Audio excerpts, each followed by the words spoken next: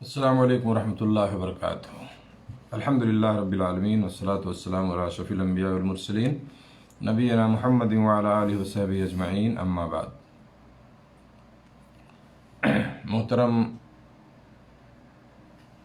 دینی بھائیوں، اسلامی خواتین، آج بتاریخ 29 نومبر سن 2020 عیسوی فیس بک لائیو کے ذریعے آپ لوگوں سے مخاطب ہوں، اور آج کے اس درس کا یا میرے بیان کا جو عنوان ہے وہ ہے جنت کی بشارت یا جنت کی خوشخبری۔ میرے دوستو، بہت ساری ایسی حدیثیں آپ کو ملیں گی جس میں اللہ کے نبی صلی اللہ علیہ وسلم نے جنت کی خوشخبریاں دی ہیں، آپ نے جنت کی بشارت دی ہے۔ انہی حدیث میں سے ایک بڑی اہم حدیث میں آپ کو آج سناؤں گا، اور تھوڑی سی بات ہوگی اسی کے تعلق سے، جس میں آپ صلی اللہ علیہ وسلم نے جنت کی بشارت دی ہے، جنت کی خوشخبری دی ہے۔ وہ جنت جو اللہ نے اپنے نیک بندوں کے لیے، مومنوں کے لیے، متقیوں کے لیے تیار کیا ہے، وہ جنت جس کی طرف دوڑنے کے لیے، جس میں جگہ بنانے کے لیے اللہ رب العالمین نے حکم کیا ہے قرآن مجید میں۔ اللہ رب العالمین نے فرمایا، اعوذ باللہ من الشیطان الرجیم، وَسَارِعُوا إِلَىٰ مَغْفِرَةٍ مِّن رَّبِّكُمْ وَجَنَّةٍ عَرْضُهَا السَّمَاوَاتُ وَالْأَرْضُ وَعِدَّتْ لِلْمُتَّقِينَ۔ اللہ نے فرمایا کہ تم اس جنت کی طرف دوڑو جس جنت کو تمہارے رب نے تیار کیا ہے، تمہارے رب کی جنت، اس کی بخشش کی طرف، یعنی اپنے رب کی بخشش اور اس کی جنت کی طرف تم دوڑ لگاؤ، جس کی چوڑائی جو ہے آسمانوں زمین کے برابر ہے۔ سمجھ رہے؟ تو اللہ رب العالمین نے اس جنت میں اور اس جنت کی طرف دوڑنے کا حکم کیا ہے۔ سمجھ رہے؟ اللہ نے فرمایا کہ تم دوڑو کس کی طرف؟ اللہ کے اپنے رب کی بخشش کی طرف اور اس کی جنت کی طرف، جی جنت کی چوڑائی آسمان و زمین کے برابر ہے۔ عرضها السماوات والارض وعدت للمتقین، جو متقیوں کے لیے تیار کی گئی ہے۔ سورہ آل عمران کی آیت نمبر 133 ہے۔ سمجھ رہے ہیں؟ تو میرے دوستو، اس جنت کی بشارت دی نبی صلی اللہ علیہ وسلم نے کہ اس جنت میں بہت سارے ایسے اعمال آپ نے بتائیں کہ اگر آدمی اس عمل کو کرے تو وہ جنت میں جائے گا۔ اور سب سے ضروری اس کے لیے کیا ہے ہمارے لیے کہ اعمال صالحہ ہیں، نیک اعمال، اپنے آپ کو گناہوں سے بچانا۔ مختصراً اگر آپ سمجھ لیں، آپ کے اندر تقویٰ آ جائے، کیونکہ وہ جنت متقیوں کے لیے تیار کی گئی۔ جو تقویٰ ایک مسلمان کے اندر آئے گا تو اپنے آپ جو ہے وہ گناہوں سے بچ جائے گا۔ جو اللہ کا خوف ہوگا اس کے دل میں، اللہ کا ڈر ہوگا، تو اپنے آپ کو گناہوں سے بچائے گا وہ، اور نیک اعمال کی طرف لگے گا اور نیک اعمال کرے گا وہ۔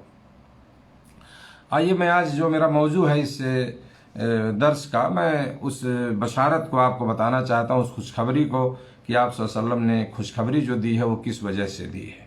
حدیث سناتا ہوں آپ کو۔ عن ابی ہریرہ رضی اللہ تعالی عنہ ان رسول اللہ صلی اللہ علیہ وسلم قال کل امتی يدخلون الجنہ الا من ابا قیل ومن یأبى یا رسول اللہ قال من اطاعنی دخل الجنہ ومن عصانی فقد ابا۔ رواہ البخاری۔ بخاری شریف کی روایت ہے یہ، اور یہ امام بخاری نے اس کو کتاب الاعتصام بالکتاب والسنہ میں اس کو ذکر کیا ہے، باب الاقتداء بسنن رسول اللہ صلی اللہ علیہ وسلم، حدیث نمبر 7280 7280۔ حدیث کا مطلب ہے میرے دوستو، آپ صلی اللہ علیہ وسلم نے فرمایا کہ میری امت سب کی سب جنت میں جائے گی۔ میری امت سب کی سب، یعنی سارے لوگ میری امت کے جنت میں جائیں گے، سوائے ان افراد کے جو انکار کر دیں، ان لوگوں کے علاوہ جو انکار کر دیں۔ پوچھا گیا، اے اللہ کے رسول صلی اللہ علیہ وسلم، یعنی کون انکار کرے گا، یعنی جنت میں جانے سے کون انکار کرے گا؟ تو آپ صلی اللہ علیہ وسلم نے جواب میں ارشاد فرمایا، جس نے میری اطاعت کی وہ جنت میں داخل ہو گیا، اور جس نے میری نافرمانی کی اس نے انکار کر دیا، یعنی جنت میں جانے سے انکار کر دیا۔ تو امت سے مراد میرے دوستو یہاں امت اجابت ہے، یعنی وہ لوگ جو نبی صلی اللہ علیہ وسلم کی دعوت قبول کر کے آپ پر ایمان لائے، اور اس امت اجابت میں سے جنت میں وہی لوگ جائیں گے جو آپ کے سچے پیروکار ہوں گے، نافرمان جنت میں جانے سے محروم رہیں گے۔ تو معلوم یہ ہوا اس حدیث سے کہ جنت میں جانے سے اپنی زبان کے ذریعے سے تو کوئی بھی انکار نہیں کرے گا. کون کہے گا کہ میں جنت میں نہیں جاؤں گا؟ زبان سے کوئی انکار نہیں کرے گا. انسان کا اپنا عمل اس بات کا فیصلہ کرے گا کہ یہ جنت میں جانا چاہتا ہے جہنم میں، اس کا عمل بتا دے گا خود. سب کہتے ہیں ہمیں جنت چاہیے، بدعتی بھی کہتا ہے ہم جنت میں جائیں گے، جو مسلمان شرک کرتا وہ بھی کہتا ہم تو کلمہ پڑھتے ہیں ہم جنت میں جائیں گے. سمجھ رہے ہیں نا؟ تو جنت میں تو ہر آدمی کہہ رہا ہم جائیں گے، لیکن جنتی عمل بھی تو ہونا چاہیے. اور واضح طور پر نبی صلی اللہ علیہ وسلم نے جنتی اعمال کو بتا دیا ہے، بدعتی اعمال کو بتا دیا آپ نے. مختصر حدیث آپ کی، مختصر طور پر آپ نے کہہ دیا ہے نا کہ جو میرے عمل کے خلاف کرے گا اللہ کے ہاں مقبول نہیں، گویا کہ وہ بدعت ہے. تو بہرحال انسان کا اپنا عمل جو ہے اس بات کا فیصلہ کرے گا کہ یہ جنت میں جانا چاہتا ہے جہنم میں جانا چاہتا ہے. جنت میں جانے کی خواہش رکھنے والے کے لیے جو جنت میں جانا چاہتا ہے اس کے لیے ضروری ہے کہ وہ اللہ کے نبی صلی اللہ علیہ وسلم کی اطاعت کرے، رسول صلی اللہ علیہ وسلم کی اطاعت کو اپنا شیوا بنائے. محض زبانی خواہش سے جنت نہیں مل جائے گی. زبان سے چاہنے سے یا دل میں، زبان سے کہنے یا دل میں چاہنے سے اگر جنت مل جاتی تو بڑا آسان تھا، لیکن زبانی خواہش سے صرف جنت نہیں ملے گی جو ہے. اور جو شخص نبی کریم صلی اللہ علیہ وسلم کی اطاعت سے گریز کرے گا، آپ کی اطاعت نہیں کرے گا، آپ کی بات نہیں مانے گا، آپ کو فالو نہیں کرے گا، آپ صلی اللہ علیہ وسلم کی اتباع نہیں کرے گا، تو اس کا مطلب یہ ہے کہ اس کے اندر جنت میں جانے کی خواہش نہیں ہے، کیونکہ اس کا عمل جنت میں جانے سے انکار پر مبنی ہے. وہ یہ نہیں چاہتا، اس کا عمل بتا رہا ہے کہ وہ جنت میں نہیں جانا چاہتا ہے. نبی کریم صلی اللہ علیہ وسلم کی اتباع اور آپ کی اطاعت میرے دوستو یہ ضروری ہے مسلمان کے لیے. اس سے معلوم ہوا اس حدیث سے کہ ایک مسلمان کے لیے ہر معاملے میں رسول اللہ صلی اللہ علیہ وسلم کی اطاعت و فرمانبرداری نہایت ضروری ہے، کیونکہ رسول اللہ صلی اللہ علیہ وسلم کی اطاعت، آپ کی فرمانبرداری یہ اللہ کی اطاعت، اور آپ صلی اللہ علیہ وسلم کی نافرمانی یہ اللہ کی نافرمانی ہے. جیسے ایک دوسری حدیث میں ہے، بخاری مسلم کی روایت ہے، من اطاعنی فقد اطاع اللہ ومن عصانی فقد عصی اللہ. جس نے میری اطاعت کی اس نے یقیناً اللہ کی اطاعت کی، اور جس نے میری نافرمانی کی اس نے بلا شبہ اللہ کی نافرمانی کی. سمجھ رہے ہیں؟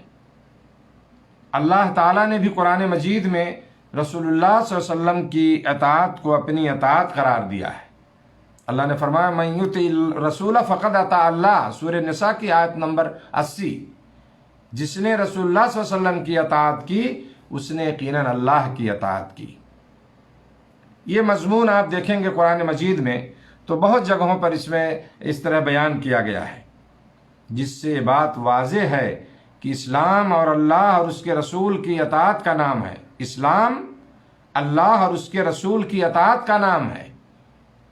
کلمہ پڑھ لینا یہ آپ کو جنت میں نہیں پہنچا دے گا، سمجھ رہے ہیں؟ اس کے لیے اعمال کی ضرورت ہے. اللہ اور اس کے رسول کی اطاعت کا نام ہے میرے دوستو اسلام. کسی ایک کی بھی اطاعت سے انکار دوسرے کی اطاعت کا انکار ہے. اگر رسول کی نافرمانی ہو رہی ہے تو گویا کہ اللہ کی نافرمانی ہو رہی ہے، جس کا مطلب اپنے آپ کو دائرہ اسلام سے خارج کرنا ہے. جیسے خود اللہ نے ایک جگہ فرمایا قرآن میں سورہ آل عمران آیت نمبر 32 میں، قُلْ اطیعوا اللَّهَ وَالرَّسُولَ فَإِن تَوَلَّوْا فَإِنَّ اللَّهَ لَا يُحِبُّ الْكَافِرِينَ. کہہ دیجئے اللہ کی اور اس کے اور رسول کی اطاعت کرو، پھر اگر یہ اپنا منہ پھیریں تو یقیناً اللہ تعالیٰ کافروں کو پسند نہیں فرماتا. مطلب کیا؟ گویا کہ اگر آدمی اطاعت سے منہ موڑ رہا ہے تو اس کا مطلب کہ وہ کفر میں پہنچ گیا، کیونکہ اللہ نے اس کے بعد فرمایا کہ اللہ اور اس کے رسول کی اطاعت کریں. ان سے کہہ دیجئے اگر یہ اپنا منہ پھیریں تو یقیناً اللہ کافروں کو پسند نہیں فرماتا. سمجھ رہے ہیں؟ تو یہاں رسول سے ہمارے نبی جناب محمد رسول اللہ صلی اللہ علیہ وسلم مراد ہیں اس آیت میں، اور آپ کی اطاعت کا مطلب آپ کے فرامین یعنی احادیث کو دین میں حجت ماننا ہے۔ جو حدیثیں ہیں ان کو ماننا ہے، دین میں حجت ماننا پڑے گا، اس کو ان پر عمل کرنا پڑے گا، سمجھ رہے ہیں نا۔ بہت سارے لوگ ہیں جو حدیث کا انکار کرتے ہیں، ایک فرقہ ہے جس نے حدیث کا انکار کر دیا، وہ نہیں مانتے اس کو، سمجھ رہے ہیں نا۔ اور بڑا عجیب فتنہ میرے دوستو یہ پیدا ہوا اسلام میں، یہ نئی بات نہیں ہے، سمجھ رہے ہیں، یہ کوئی نئی چیز نہیں ہے۔ تو حدیثیں جو ہے نا، بغیر حدیثوں کے آپ دین کو نہیں سمجھ سکتے۔ مثال کے طور پر قرآن میں آپ کو حکم کیا گیا ہے بہت ساری چیزوں کا، نماز پڑھو، کیسے نماز پڑھو گے آپ؟ طریقہ تو نہیں بتایا گیا اس میں، کون کون سی نماز ہے، کتنے بجے پڑھنی ہے، کیسے پڑھنی ہے، نبی کریم صلی اللہ علیہ وسلم نے اس کو سمجھایا ہے عملی طور پر، سمجھ رہے ہیں۔ تو قرآن و حدیث لازم ملزوم ہے، کتاب و سنت یعنی قرآن اور حدیث یہ دونوں ایک دوسرے کو لازم ہیں، بغیر اس کے آپ دین کو نہیں سمجھ سکتے، اور آپ کا عمل کرنا دین پہ بہت مشکل ہوگا، آپ کوئی بھی عمل نہیں کر سکتے ہیں، سمجھ رہے ہیں۔ تو حدیثوں کو ماننا، حدیثوں پر عمل کرنا، یہ میرے دوستو ایک دم ضروری ہے۔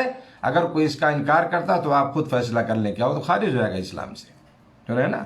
اور بہت سے ایسے لوگ ہیں جنہوں نے حدیثوں کا انکار کیا ہے، اور آج تو شبہے ڈالے جا رہے ہیں، شکوک و شبہات پیدا کیے جا رہے ہیں حدیثوں کو لے کر کے، سمجھ رہے ہیں نا۔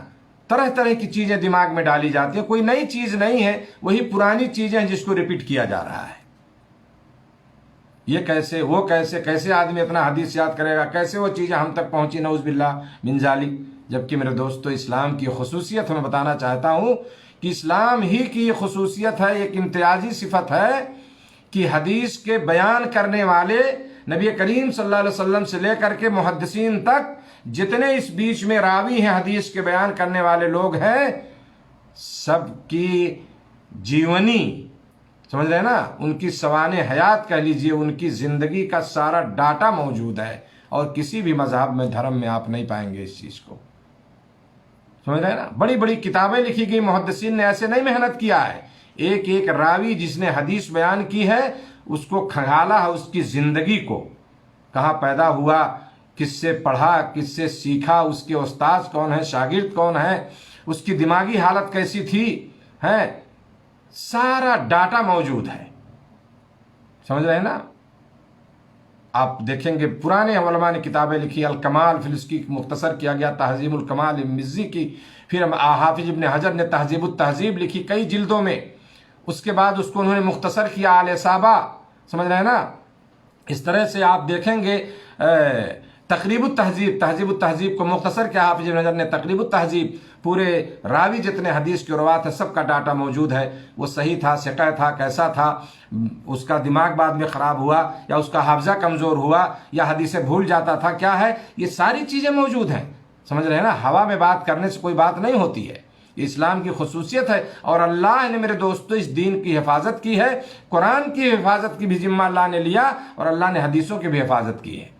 ہر زمانے میں ایسے لوگ موجود پیدا ہوئے، محدثین سے لے کر کے آج تک ایسے لوگ پیدا ہو رہے ہیں جنہوں نے حدیث پہ خدمت کی، حدیث کی خدمت کی، اور حدیثوں کو محفوظ کیا، جو ہے ضعیف اور موضوع، جھوٹی گڑی ہوئی ساری روایتوں کو الگ کیا، صحیح حدیثوں کو الگ کیا۔ لوگوں نے ملایا، اس میں دین کو بگاڑنا چاہا، حدیثیں گڑھا لوگوں نے اپنے مطلب کے لیے، بادشاہوں کو خوش کرنے کے لیے اور دیگر مقاصد کے تحت، لیکن اللہ نے ایسے لوگوں کو پیدا کیا جنہوں نے پرکھا اس کو اور اس کو الگ کر دیا۔ بڑی بڑی کتابیں لکھی گئیں جو خالی جس میں موضوع روایتیں، گڑھی روایتیں جس میں جمع کی گئی ہیں، سمجھ رہے ہیں نا۔ اور ماضی قریب کی مثال علامہ البانی رحمہ اللہ، جن کو اللہ نے پیدا کیا اس زمانے میں، سمجھ رہے ہیں نا، اور انہوں نے بہت بڑا کام کیا کہ صحیح ضعیف موجود ساری روایتوں کی انہوں نے چھان بین کی اور سب کو الگ کیا، جو ہے آج وہ کتابی شکل میں موجود ہے، آپ تو آسان ہے ہمارے لیے، سمجھ رہے ہیں۔ تو اسلام کی خوبی ہے میرے دوستو، کہ اس طرح سے جو ہے یہ ساری بایو ڈاٹا موجود ہے ہمارے پاس جو حدیث بیان کرنے والے لوگ ہیں. یہ نہیں کہ فلاں نے کوئی قصہ کہانی ہے، کوئی نام ایسے ہی سمجھ لیں کالپنک نام ہے، ایک تصور اور خیال کر لیجئے جیسے اور دیگر مذاہب میں، کہ ایسا نہیں ہے. سب کچھ موجود ہے، سب کی دلیل موجود ہے. سمجھ رہے ہیں؟ حافظ ذہبی کی مشہور کتاب تذکرۃ الحفاظ، یہ ساری کتابیں اسی تعلق سے ہیں. انہوں نے حدیث کے بیان کرنے والوں کے بارے میں لکھا ہے. تو میں عرض کر رہا تھا کہ احادیث کو دین میں کیا ہے، آپ صلی اللہ علیہ وسلم کے فرامین یعنی احادیث کو دین میں حجت ماننا، یہ آپ صلی اللہ علیہ وسلم کی اطاعت کا مطلب ہے. گویا حدیث سے انکار یا اعراض اسی طرح کفر ہے جیسے قرآن کا انکار یا اس سے اعراض کفر ہے. اللہ ہم سب کی حفاظت فرمائے. حدیثوں کا انکار کرنا اسی طرح کفر ہے جیسے کوئی آدمی قرآن کا انکار کر دے اور اسلام سے خارج ہو جائے گا وہ. سمجھ رہے ہیں؟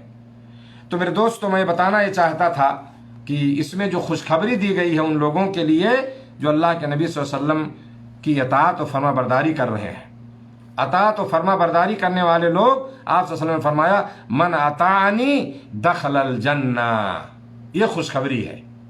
جس نے میری اطاعت کی، جس نے میری بات مانی، میری فرما برداری کی، وہ جنت میں داخل ہو گیا. سمجھ رہے؟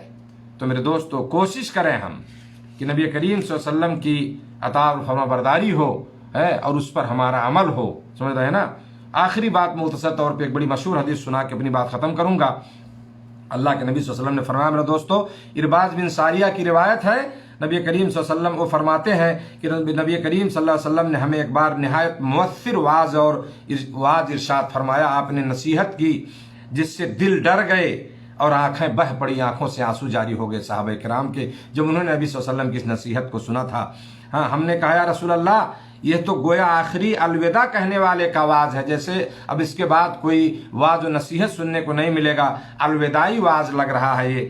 بس آپ ہمیں وصیت فرما دیجئے. آپ صلی اللہ علیہ وسلم نے فرمایا، میں تمہیں اللہ سے ڈرنے کی، سمع و طاعت یعنی امیر کی بات سننے اور اس پر عمل کرنے کی وصیت کرتا ہوں، اگرچہ تم پر کوئی حبشی غلام امیر مقرر ہو جائے. یاد رکھو، تم میں سے جو میرے بعد زندہ رہے گا وہ بہت اختلاف دیکھے گا. تم میں سے جو میرے بعد زندہ رہے گا وہ بہت اختلاف دیکھے گا. بس تم میری سنت کو اور ہدایت یافتہ خلفائے راشدین کے طریقے کو لازم پکڑنا. اختلاف آئیں گے تو ہوں گے تمہارے سامنے، تم بہت اختلاف دیکھو گے.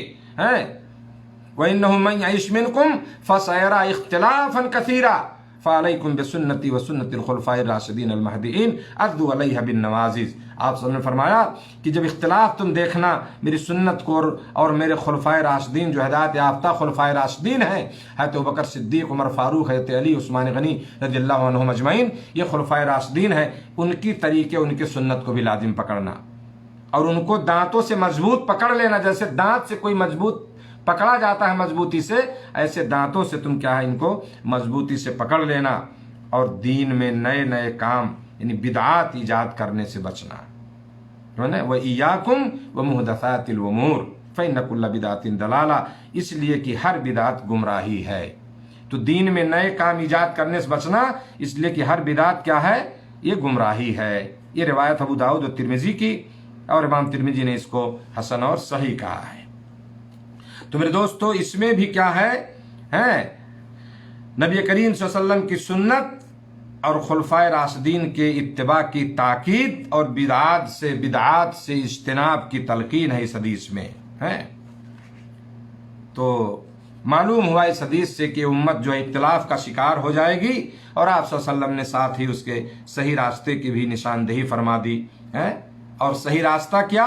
وہ یہ ہے کہ نبی صلی اللہ علیہ وسلم کی سنت اور خلفائے راشدین کے طریقے کو جو ہے اپنایا جائے اور اس سے تجاوز نہ کیا جائے. جو ہے یہ اختلافات جب ہوں تو ان اختلافات کے وقت میں ہے نا حق کو پہچاننے کی ایک کسوٹی اور معیار ہے.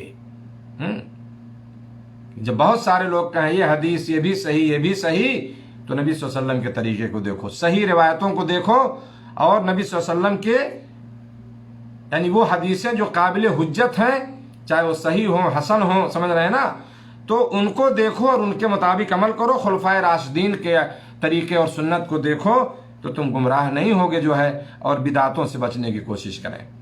تو زبانی نعرہ میرے دوستوں نبی صلی اللہ علیہ وسلم کی اطاعت اور محبت کا جو لوگ لگاتے ہیں یہ کافی نہیں ہوگا.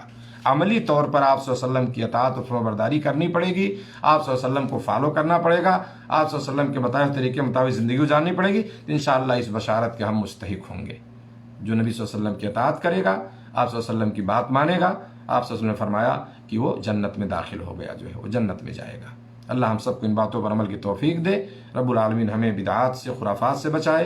نبی صلی اللہ علیہ وسلم کے طریقے اور آپ کی سنت اور آپ کی اتباع کو رب العالمین ہمیں مضبوطی سے پکڑنے کی، اس پر عمل کرنے کی توفیق عطا فرمائے. وجزاکم اللہ خیرا. السلام علیکم ورحمۃ اللہ وبرکاتہ.